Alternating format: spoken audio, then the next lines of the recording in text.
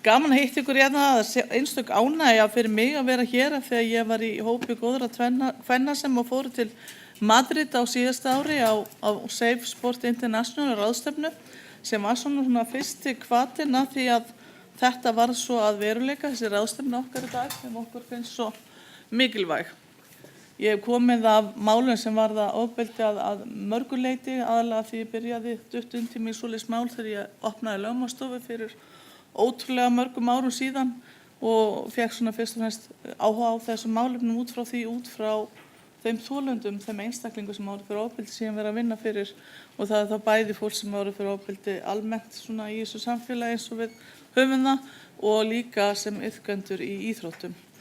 En ég ætla svona að reyna að passa svolítið vel tíman og að endurtaka ekki þau góðu skilaboð sem við höfum fengið að heyra hérna frá síðustu tveimur fremmælendum af því að ég veit að við erum svona svolítið á sömu nótunum og við erum líka svolítið farið með tíman sem ekkert skrítið í svona mikilvægari umræðu. En ég ætla svona að henda mig bent í þetta svona neikvæðu hlutina, ég verð svolítið svona í því í dag. Við erum að tala um MeToo og við erum að tala um ofbeldi og það er fyrst og fremst gott að byrja á að kíkja, horfa á þessi hugtök eins og við gerum svolítið í lögfræðinni. Hvar erum við að ramma okkur inn? Hvað er til dæmis ofbeldi? Og ofbeldi er hægt að finna skilgreiningar og eins og nátt, ég stilti þarna upp nokkrum fyrir ykkur.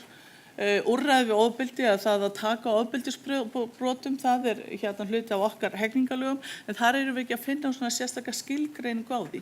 En ég svona stilti upp fyrir ykkur bara þessa áminningum að þetta getur verið líkamlegt, þetta getur verið kynferðislegt, efnislegt og andlegt, þannig að það er ekki bara um eina tegund þarna að ræða. Og þá þurfum við að svona stilla þessu saman, hvernig passar þetta svo inn í lífið okkar í íþróttunum og hvað þurfum við að varast þá sérstaklega þar í því samhengi. Ef við horfum aðeins á MeToo og hugsa hvað voru svona flesta sögurnar þar, það voru þetta margar sögurnar mjög alvarlegt ofbeldi, en það voru líka sögurnar eða frásagnir kynferðislega áreitni sem er ekki síður brot gegn þeim sem verður fyrir því. Og sjáum við svona skilgreiningar og því sem geti séð að þarna snýst þetta fyrst og fremst það að það sé verið að beita ákveðinni háttsemi gagnvart manneskju sem hefur engan áhuga á þeirri háttsemi eða þeim sem er að sýna hana af sér. Þannig ég var stundum alveg ótrúlega pirruð þegar við erum í umræðinu síðustu mánuðina fyrir og eftir klaustur það að það megi ekkert lengur, það megi ekkert segja, það megi enginn reyna við annan á þess að það sé brot að ræða. Það er auðvitað ekki það að ræða í nokkru samhengi, heldur snýst þetta alltaf hvað hinn vill sem er að tala við eða að reyna við. Þannig að maður þarf að hugsa svona aðeins hvar eru við í þessum skilgreiningum og við getum verið með kynferðislega áreitni, jafnvel þó að sé bara eitt tilvik getur líka verið hana ef það er fleiri tilvik að ræða. Og svo ef við hugsum sérstaklega andlegt ofbeldi. Ég var svolítið svona hissa þegar ég datt aftur inn í svona heim íþróttana fyrir nokkrum árum síðan, ótrúlega mörgum árum síðan, að sjá svona hjá einstaka þjálfurum, undantekningatilvikum en einstaka, en þó svona þessar aðferðir sem að myndi ef þær væri notar heim í stofu hjá okkur, að þá væri þær auðvitað ekkert annað en andlegt ofbeldi. Öskur, uppnefningar, gera lítið úr einhverjum. Kannist þið ekki við þetta ef þið hafið einhvern tíma svona sett þetta í samhengi? Líka bara til dæmis sem maður hugsa fólk sem stendur á hliðarlínu á einhverjum mótum. Hvað leyfir það fólk sér stundum að láta út úr sér? Og ég verð að viðurkenna að þetta er erfitt eins og til dæmis að vera foreldri á hliðarlínu eins og ég stundum. Þá þarf maður svolítið svona að passa sig að haga sér af því hvatinn einhvern veginn stundum að gera það ekki. Þegar maður með kolvitlaus og dómara sem kunni ekki neitt, liða á móti sem gerir ekkert annað en að brjóta á manns eigin leikmönnum og svo framvegis. Það þarf maður svolítið svona að vera með á nótunum og það er þetta sem svona gerir þetta umhverfi sem gerir það kannski stundum erfitt fyrir okkur að hafa okkur og jafnvel beita ekki andlegu ofbeldi innan þessa heims sem eru íþróttaheimari. Sjáum til öll þessi skemmtilegu komment sem gátu komið inn í kringum síðustu keppni hjá landsliðinu okkar í handbolta. Það voru ekki allir þar svona alveg hlutleysir og að meta gagnaðalann okkar eða hvað þá dómarna með svona kurteisum hætti. Það er nú eitt dæmi. En þá hugsaum við líka ábyrgð og úrræði ef það verður eitthvað að. Og þarna leggja áherslu á það að við erum almennt að tala íþróttaiðkun og heiminn á Íslandi sem góðan, sem hvata fyrir ungt fólk, sem uppeldistæki fyrir okkur bæði þessi svona örlítið ekki eins ungu og þau sem eru bara ung. Og almennt þetta jákvætt, en við þurfum samt að vera meðvituð þetta neikvæða og það þar sem ég að tala þarna. Hvar liggur það ábyrgðin, hvar eru það úrræðin við þeim frásögnum sem komu til dæmis upp í MeToo-hópnum. Og þá vorum við að skoða svolítið hverjir eru það sem eru að halda utan íslenskar íþróttir að mestur hluta til, iðkun, ástundun og keppnisíþróttir. Það eru auðvitað íþróttafélögin okkar sem eru fallað undir skilgreiningu sem kallaði lögum frjáls félagasamtök sem eru rauninni ekki, lögbundin starfsemi, það ekki til einhver ákveðin lög hvernig þessar stjórnir eiga að vinna, hvernig þær eiga að bregðast við brotum, hvernig þær eiga að taka kvörtunum og öðru slíku. Þannig að lögin sem við höfum þessu aðalega eru fyrst og fremst þeirra eigin.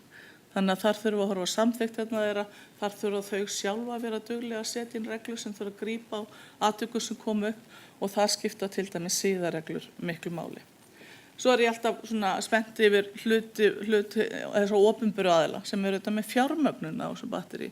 Hvaða kröfur geta þeir þá gert eins og til og með sveitarfélögin og ríkið. Og þar kom til dæmis ein hugmynd eða frásögn frá menntamálaráðherra hér fyrir í morgun þar sem þeir verið að tala að breyta lögum, svo íþróttalögum til að setja inn ákveðnar reglur til að veita aðhald eða gefa hvatningu. En við þurfum svolítið að muna í hvaða umhverfi við erum. Og svo eru þessir aðilar, þeir geta líka verið vinnuveitendur, þeir geta verið aðilar sem hafa þá stöðu að hafa afskipti af málefnum barna eins og umboðsmaður barna kom inn á hér áðan. Og þá falla þær undir reglur sem eiga við aðila af því taginu til. Og hverjir voru það sem var talað í MeToo frásögnunum? Það voru rauninni allir þessir. Við erum ekki bara hugsanlega að tala brot þjálfara, við getum líka verið að tala brot þeirra sem eru komið eins í sjálfboðaliðar að halda utan keppnishópana, skipuleggja annað slíkt. Við getum verið að tala stjórnendur félaga og svo getum við verið að tala aðra iðkendur. Þannig við þurfum að muna svolítið að við þurfum að nálgast þessa aðila frá ólíkum sjónarhorni og það getur hugsanlega verið ólíka lagareglur sem eiga við þá.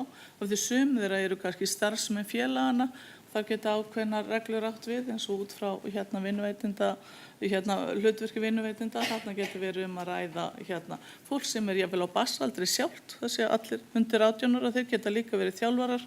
Þannig að þetta eitthvað sem við þurfum að skoða í hvert sinn. En það sem skiptir kannski mestu máli og það sem við höfum svolítið í huga þegar við skoða úrræðin, að það þetta ákveða valda ójafnvægi sem við höfum. Og því hvað erum við að gera þegar við förum inn og stundum íþróttamiklu kappi? Við erum á leiðinni að vera afreksfólk. Við erum að vonast til að komast á eitthvað verðlaunapall, skora flestu mörkin eða hvað. Það er mjög stór hlutir í því.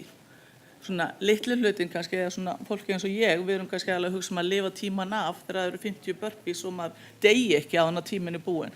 En sérstaklega þessi yngri, þeir eru að fara inn til að ná árangri og hver er þá lykilmaðurinn í því? Það eru þetta þjálfarinn sem velur oft fólk til keppni sem getur gefið meðmælinn í landslýshóp og annað slíkt.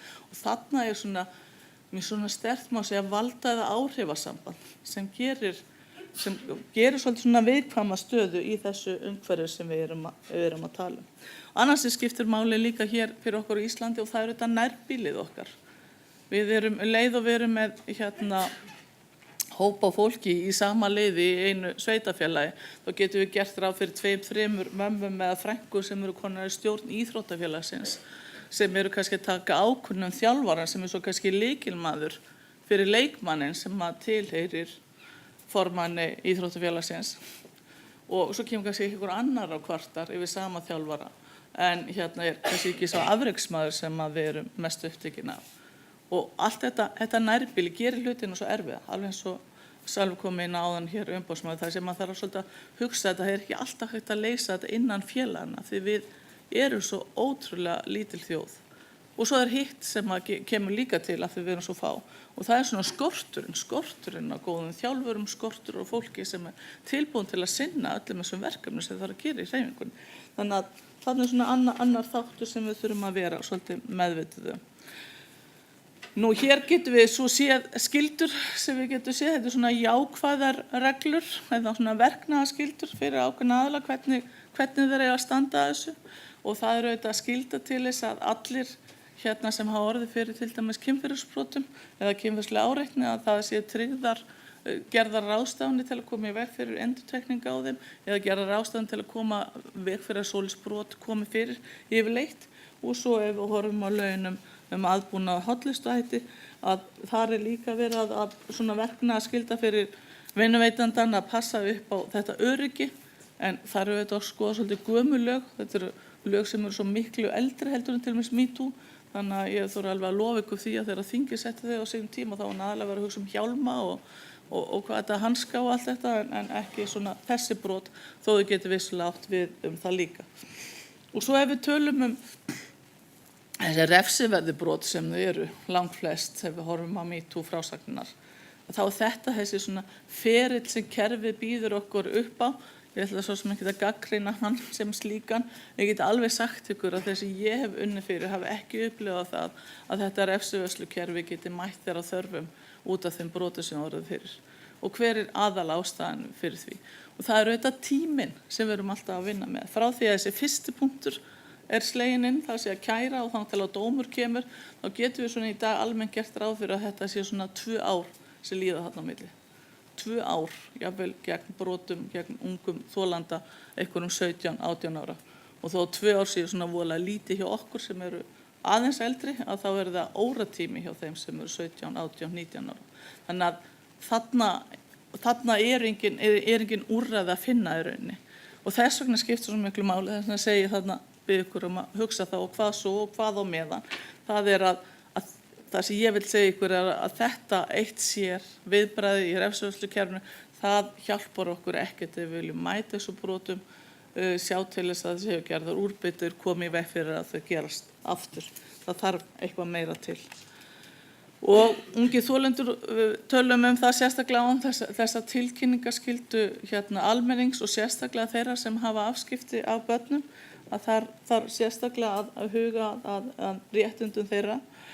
Og þar er ég líka svolítið áhugasöm það ekki síður en umboðsmaður komað áðan, og það er svona þessari aðild iðkendana, ef ég má kalla hana þannig. Það sé að við nógu dugleg við það í íþróttafélögunum, við erum kannski reyndar allt of miklum störfum hlaðin, að kannski að hlusta á þá sem eru að æfa og keppa, jafnvel þó þau séu bara 12 ára eða 14 ára eða 16 ára.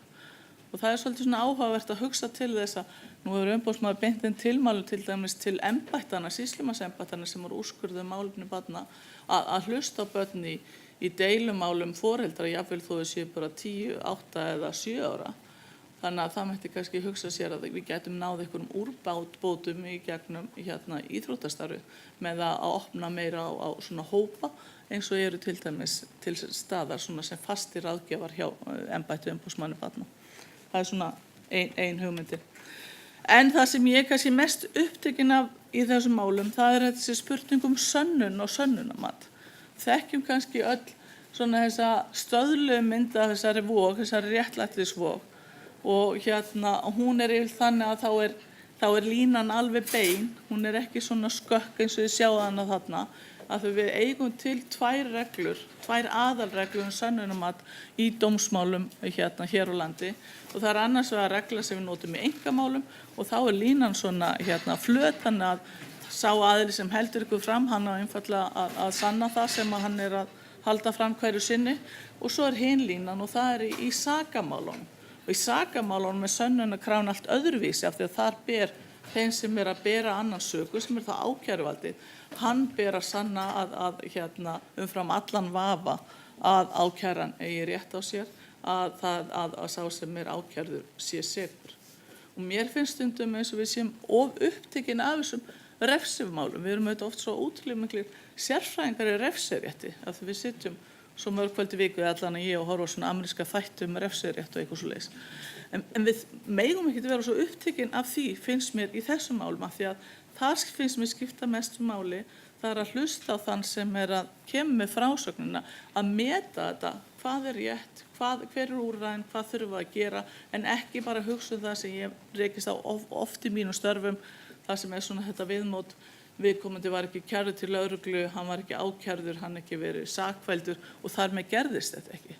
Við getum ekki unnið þessi mál þannig. Við þurfum frekar að nota vogina svolítið svona, sérstaklega kannski ef við erum að tala ungt fólk, hvað þá eða á barnsaldri undir 18 ára og hugsa það að allur vafi hann á að reiknast þeim í hag sem hefur orðið fyrir brotinu, orðið fyrir einhverju sem hann telur tilefni til að kvarta undan. Þannig að við þurfum svolítið að hugsa að hafa þetta svolítið svona á ská, hafa réttlætisvogina frekar svona í upphafi málana, upphafi þegar við erum að fara að skoða þetta, frekar heldur en þessa línu sem við erum að skoða í refsimálunum. Hún allt önnur, á ekkert endilega við annars þar heldur en þar inni. Svona til að segja ykkur mína skoðun og upplifun í þessu. Og hvað þurfum við þá að gera? Ég held þetta svona óskup svipað við höfum verið með hérna áður, þannig ég ætla ekki að tefja okkur mikið lengur í þessu, en það sem ég skiptir mestu máli það svona rétturinn til að vera trúað. Og hvað sáum við til dæmis í MeToo frásögnunum? Við sáum að mjög margir þar höfðu ekki talað við neitt þetta. Og hvers vegna það? Það auðvitað af því að þau gerðu ekki ráð fyrir að það væri hlustað á þau. Það alltaf svona besta leiðin. Það svona til í, hugsið ykkur ef þau myndu til dæmis bara aldrei svara ef börnin eitthvað tala við ykkur, þá endaði með þau hætta bara að tala við ykkur til að fá frið til að gera eitthvað annað. Þannig að ef við erum ekki fyrirfram að segja við hlustum, við tökum við, þá koma þessar sögur ekki fram. Þannig að þess vegna þurfum við svona að segja hér er farvegur, hér er hlustunni til staðar og þá fáum við frásagnirnar, þannig getum við mætt þessu, bætt okkur og gert hlutina betri. Þannig að hugmyndin er þessi bara, það sé ákveðin svona móttaka, það sé hægt að tilkynna málin áfram ef þau eru þess eðlis, það sé unnið úr þeim og þau séu notuð til að tryggja öryggi allra í íþróttum og fyrir utan þær almennt. Við erum búin að hlaupa yfir það sem ég ætlaði að segja á stutttíma, ég held ég sé algjörlega líka búin með tíman, þannig ég segi bara kærar þakki fyrir mig og gangi ykkur vel sem eftir þessu.